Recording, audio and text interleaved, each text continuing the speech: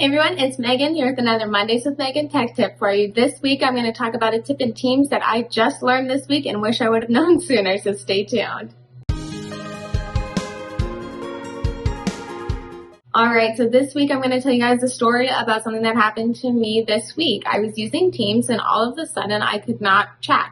I would type and type and it just was not picking up the fact that I was typing and trying to send a message. So one of my coworkers suggested that I just restart the application. So if the application is live, if you're in it, simply find the icon, if you have a shortcut to it or on your desktop, taskbar, whatever the case may be, right click on it and click quit.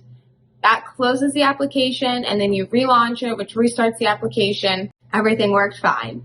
I hope this tip is super helpful. It saves you guys some time and headaches this week. For more tech tips, head to my YouTube channel and click that subscribe button, or head to easyit.com.